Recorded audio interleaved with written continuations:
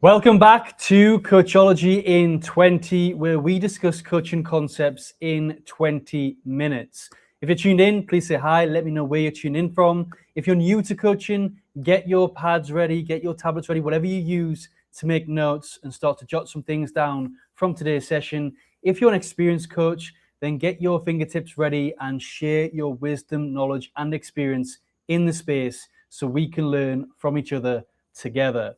Now, if you are tuning in from Facebook, we've had issues with this reaching Facebook over the past couple of weeks. We've looked into this. Now, if you're tuning in from Facebook, there's an issue to the software that we use. So if you're putting comments in, I'll not be able to see them during the live. I'll have to come back to them after the live. So if you're watching this on Facebook and you want to engage, you want to be part of this live session, then I recommend you switch to YouTube. You can find us on a YouTube channel and watch there. This is where you can engage. If you are on Facebook, I will get back to your questions and comments afterwards to help you with whatever it is you're asking and sharing with us today.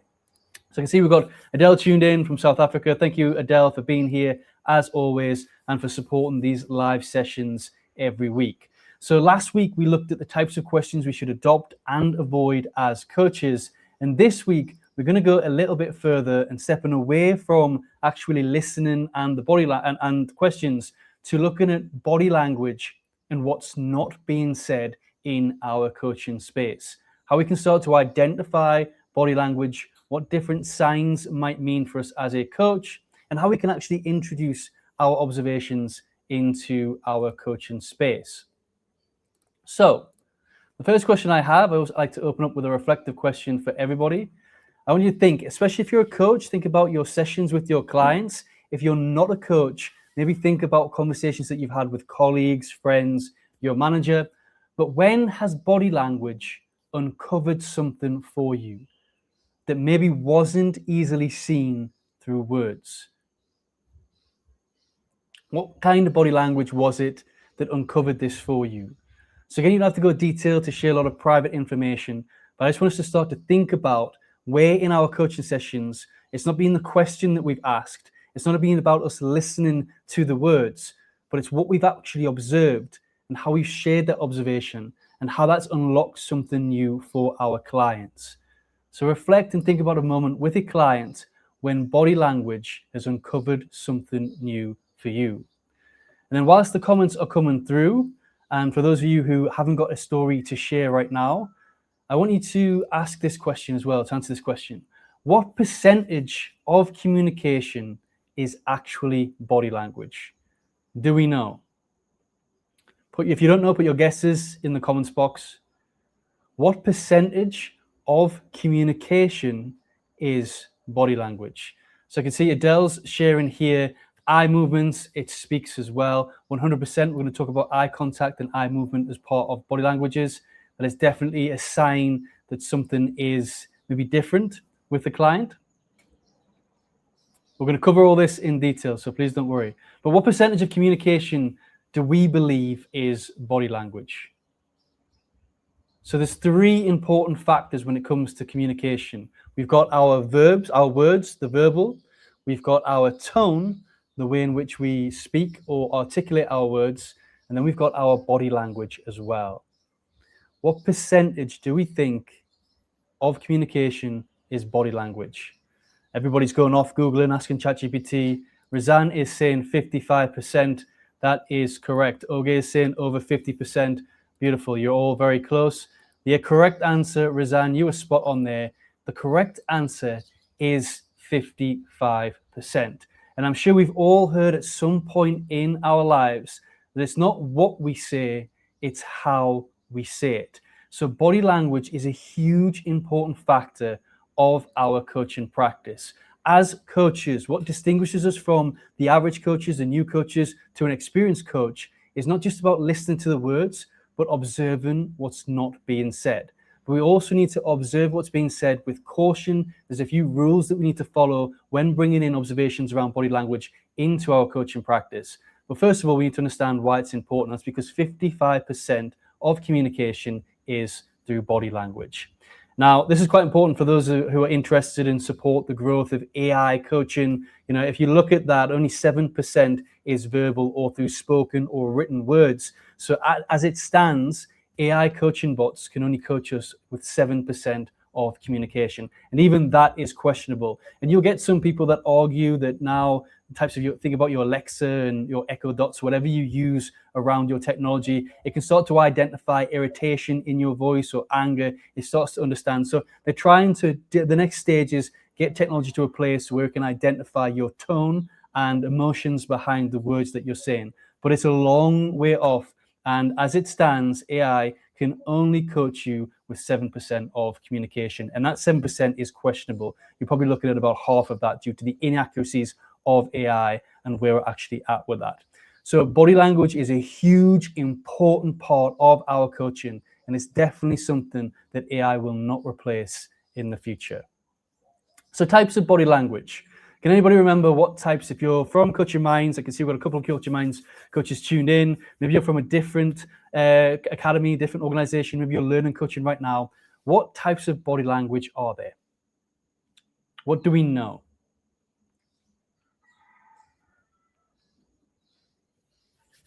Let me know in the comments box. Sports is saying there is nothing AI can't replace. Interesting proposal there. If you believe that AI will replace humans, then you are definitely one of the scaremongers.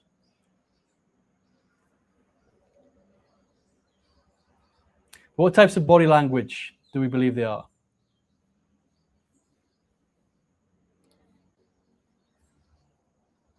So I'm going to work through them. The first one is movement of head. So a nod, a shake, a maybe flick of the hair, but general movements of the head are signs of body language. So that's a type of body language. The second is eye contact. Does the client hold a lot of eye contact with us? Are they looking away? What do these mean? So eye contact is a form of body language. Facial expressions, how the client is responding to our questions, to the words and information that they're sharing, what's on their face. Are they furrowing their brow? Are they smiling? Are they pulling a bit of a mean face? What's their facial expressions behind the topic and the agenda that we're talking about? Body posture is another one. So how are they sat? Have they got their arms folded? Are they slouched in their chair? Are they got a confident body posture? So body posture is another form of body language. Hand gestures. So are they got clenched fists? Is their hands open? Or maybe they're thinking on their chin. Different ways in which they move their hands. And finally, fidgeting. So fidgeting with themselves, maybe playing with a pen, playing with something on the side, maybe fidgeting about. So just generally feeling a bit agitated in the space. So those are the 6 types of body language. And Razan's saying facial expressions, posture, eye movement, gestures. Brilliant. You've got a majority of them through there. That's absolutely brilliant, Razan. Adela saying hands, arms, and shoulders. So yep, the way in which we put our body posture can also be signs of body language. Now I'm going to talk about fidgeting. I'm going to talk about all of this and how we bring this into coaching in a second. I just want us to recap on the different types of body language. So thank you for sharing that. Sports, I'm not going to entertain a conversation around whether or not AI and what it will replace. Drop me a message afterwards and we can have the conversation. But like I said, AI will not replace humans. And if you think that, then you live in a bit of a crazy mindset, and you need to start to look at the actual accuracy and data behind what AI can actually produce right now. Again, a lot of what's out there is just fear and scaremongering.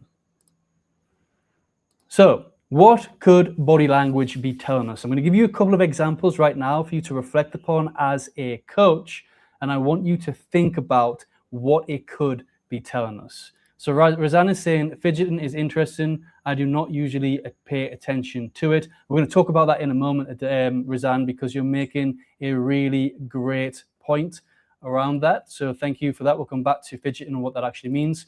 So what might a nod or a shake of the head tell us? What might a nod or a shake tell us?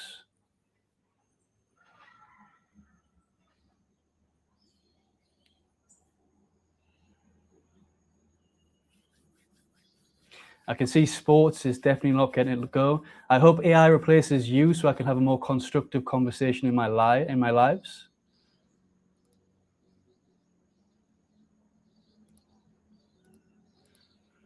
Okay, saying agreeing, understanding. Yep. So when we nod, it's going to show agreement. When we shake, it's going to show disagreement. Adele saying agreement or disagreement. Excellent. What might a client looking away when talking tell us?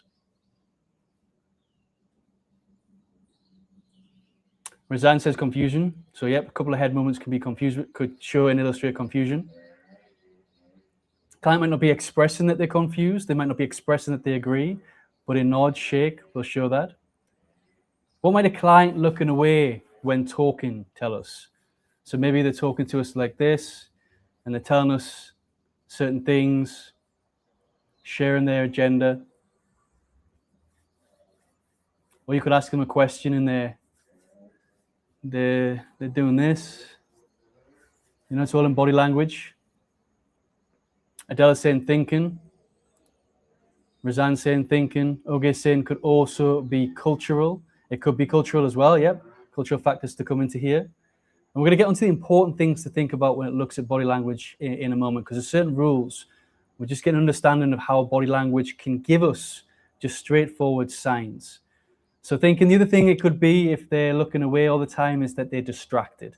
Client might not be paying attention if they're looking over here, looking over there. You'll see sometimes maybe clients are on their phone, they're doing this, or they're busy doing this and they're on another platform or window in the session.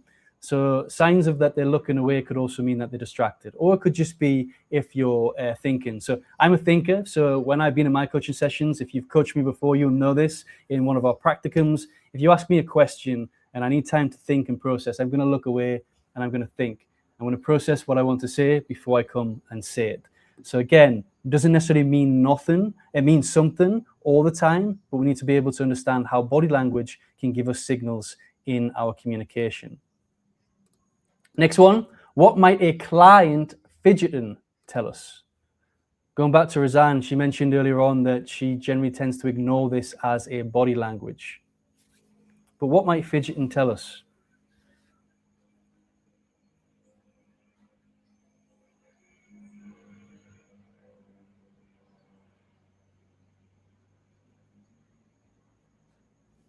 Okay, saying distracted, nervousness. Adele saying nervousness. Yep, could identify a bit of anxiety. You know, if they're fidgeting a lot, maybe they're desperate to get out. Maybe they're feeling a bit uncomfortable in our space. So lots of things it could be telling us. But have you noticed that on each of these questions, Razan saying uncomfortable, yep, they could feel uncomfortable in the space with us. But did you notice that on each of these examples and the questions that I just asked, I highlighted one word, the most important word in this, which is might. So you can see on the screen. Why did I highlight the word might?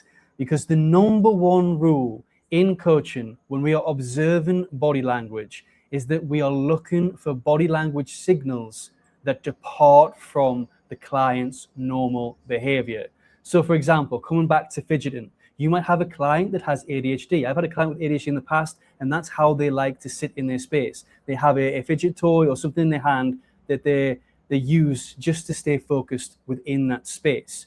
So the word might is important because we are not looking to become a detective in this space where we're trying to observe what every body language signal is telling us. We are there to look at the body language signals that depart from the client's norm. We want to pick up a shift in energy, a shift in their behavior, a shift in how they're holding themselves in our sessions that's been different from the previous sessions that we've held with them. It's not just a case of looking and trying to understand what every single body language signal is giving us. That's very, very important, and it's our number one rule. And I can see some good comments coming through. Oge saying I was going to add medical conditions can cause some of those signals. 100%. A lot of these signals could be normal for some of our clients. We're looking for what departs from the norm. Razan is saying observations opens room for curiosity. It does indeed. So it's all about observing that space. Adele saying we could make assumptions. Really good point, Adele, because that is the next rule that we have.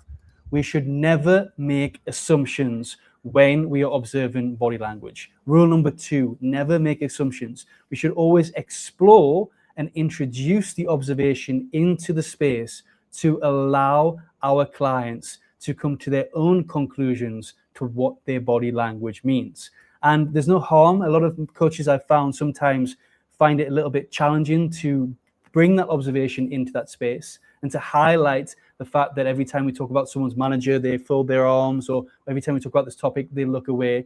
It's okay for us to bring that to that space, because it could be nothing, and it's not going to break the rapport by asking this, because the client will turn around, oh, it's just nothing. I just, I was just thinking, I was reflecting. They're going to tell us honestly about what that observation actually means. We should never make the assumptions when we're looking at how we observe body language. We should always explore it. So how do we do that as a coach? How do we start to explore? How do we introduce these observations into our coaching space? So first of all, we could do something like this. So a couple of examples here. Now, this is a non-exhaustive list. This is not the way that I'm saying the best way to go and do this. This is to give you some illustrations, some examples, so you can think about how you can introduce your observations into your coaching space that don't have your opinions, that don't have your judgment, and don't have your assumptions. So here's an example here. I noticed that every time you talk about your manager, you fold your arms, you appear quite reserved. Do you think this means something? Now, notice what we're doing here. We're highlighting the observation, and then we're asking the client what they think it means. We're not jumping to the conclusion of what we think it means. We're not jumping in and says, oh, you've got your arms folded, you feel reserved. You must have a bit of a bad relationship with your manager. We don't do this as a coach. We don't give assumptions. We don't give our judgments. We don't make our own conclusions.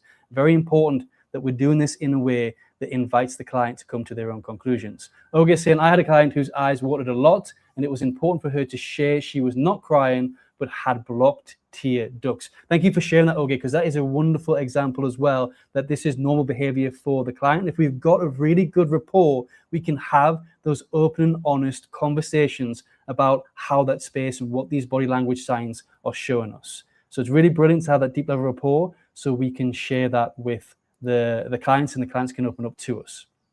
Next, another example here. Again, this is not the most powerful way to do it. This is just examples for you to think about the process when you are looking at those body language signals and how you introduce them into your coaching practice. So it's interesting that when you talk about your relationship with your father, you look away. Is there any particular reason why? So when we're reflecting back here, we're stating the observation, we're keeping it very objective in what we're noticing, and then we're asking the question that links them to come to their own conclusion. There's no assumption in there, and there's no judgment. Roseanne is saying, is it okay to ask a closed question here? I usually ask it as open-ended. If we're asking a closed question here, then generally, so that's actually a good point, because you're doing a clarifying. Does this mean something to you? Yes or no? So what does this mean to you? But we need to look at the first example I'm giving you is a clarifying question. Could this mean something? Is there any particular reason why? Is more open. So I'm just giving you different ways in which you can ask the question, keep it open. And remember, we can ask a closed question where it's clarifying. But general rule, and really good observation there, Roseanne, is we should keep it open 9 times out of 10. But asking, could this mean something, is just a way of you testing the waters that you are on the lines of observing a change in the body language. Because the client could come back and say, no, it means absolutely nothing. It's just how I'm feeling today. And that's going to open up a whole new conversation with the client. Or they could say, yes, it does. And we can follow up the question, what do you think this means? But really good observation. Finally, again, this is another clarity question here, or it can open them up to a little bit more. But whenever you bring up this difficult time, I noticed you pick up your pen and you start to play with it. Do you think there's a reason for that? So again, we're trying to clarify whether or not our observation is valid. It's something that is felt. And I'm going to talk about this in just a moment's time as well, so we can start to understand a little bit more about this. But we're clarifying whether or not we're on the right path of thinking that there is a change in the behavior and the body language signals here. We're clarifying before we go deep and make an assumption, because there is a risk that if we ask an open question, that open question holds an assumption or a judgment. So it's always good to look at how you clarify this.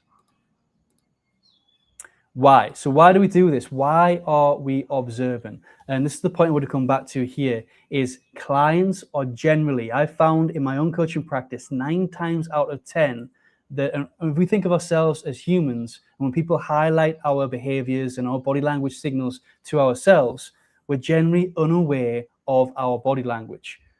We don't realize that we're folding our arms when we're talking about our manager. We don't realize that we're looking away or looking down when we're talking about our relationship.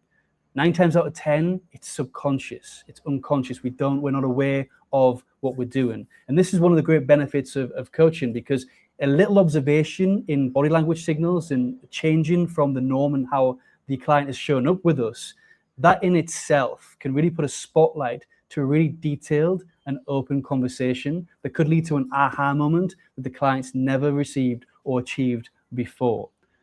Oge is saying this sounds like the observation has to be over a number of times rather than just seeing the body language once. Now, 100%, that's a really good point to add in there, Oge, as well. You know, we're going to come across as a bit of an annoying coach if every time the client changes something, gives us an observation in terms of body language, and we bring it up and we bring it into or introduce into our coaching session after the first time it's happened. We need to, what it's all about here is spotting patterns and spotting trends, or a change or a shift in the energy. It might not be so visible in terms of a head nod or one of the 6 different types of body language I've mentioned, but we could just feel that the client's energy is off. Maybe they're not as open and talkative as they have been in previous sessions. Maybe not bringing the passion and the energy towards their goals. Maybe they're feeling a little bit low, giving us short responses. This is something we can also introduce and observe and share with the client. I've noticed a shift in your energy in today's session. Normally you're really passionate, talking about your goals and your objectives, and I'm feeling like, you know, the responses here are a little bit low in volume or a little bit short. Do you think there's a reason for it? Is something going on right now for you that you'd like to use this space to discuss? So there's different ways in which we can bring that in. So it's about spotting trends and patterns. And the big benefit of this is that it's most of the time clients are unaware, 9 times out of 10, they're unaware of their body language. It's unconscious, it's subconscious behavior.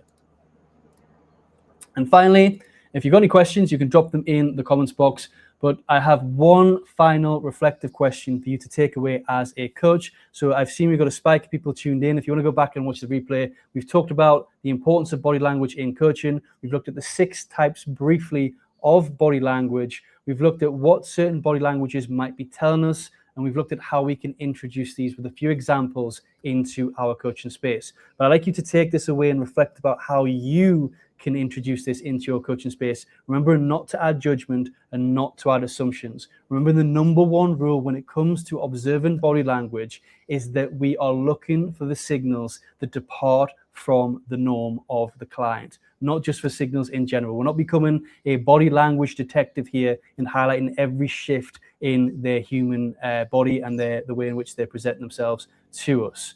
So it's time for your questions, but the final reflective question that I have for you, and I'd like you to really reflect on this and take away, is we've talked a lot about the body language of the client, but what is your body language telling your clients? How are you showing up?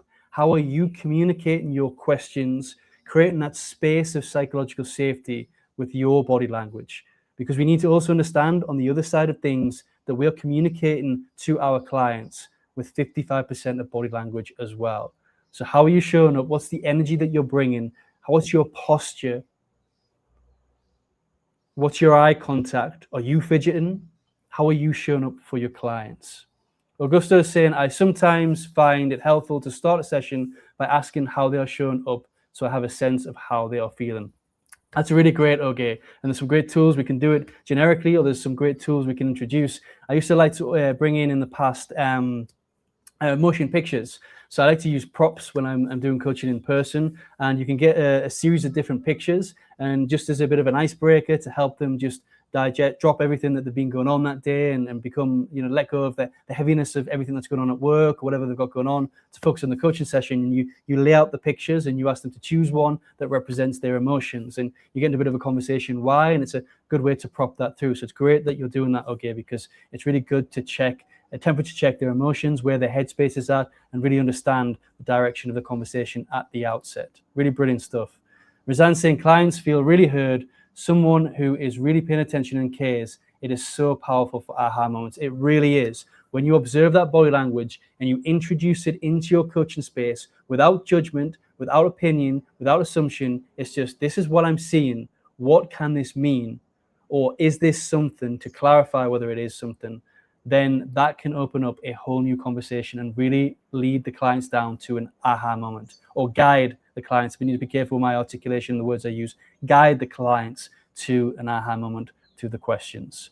So thank you so much for everybody who is tuned in. If you're not part of Coaching Minds and you want to learn further, you don't want to wait till next Monday for our next Coachology session, then what you can do is you can actually scan the QR code in the corner. That will take you to our new website with our brand new page of free coaching resources. We've got assessments on there. We've got some tools that you can use on yourself. We've got a number of articles you can read, and you can go back and watch the replays of these series. This is episode 15, I believe, or are we on episode 14? Episode 14, episode 15 is next week. So you can go back and watch the 13 episodes. Or if you want something that is more physical, then you can scan the QR code on the screen. This goes to our Coaching Essentials book. We've designed this book, which forms part of our program, as a way for coaches to really understand if coaching is for them, understand what coaching is really about before they invest thousands of dollars and thousands of pounds into an expensive coaching course. So you can get the book there, or you can access our free coaching resources. The choice is yours. And I'd just like to say a huge thank you to everybody who's tuned in. A huge thank you to Adele, Oge, Razan for your comments and engaging with the questions that I've had today. I look forward to seeing you next Monday, where we're going to start to explore and build upon this feeding back into our coaching space and looking at the 5 principles that we need to apply to reflect back to our clients in our coaching sessions. Thank you, everybody. Have a wonderful week ahead, and I look forward to seeing you all very soon.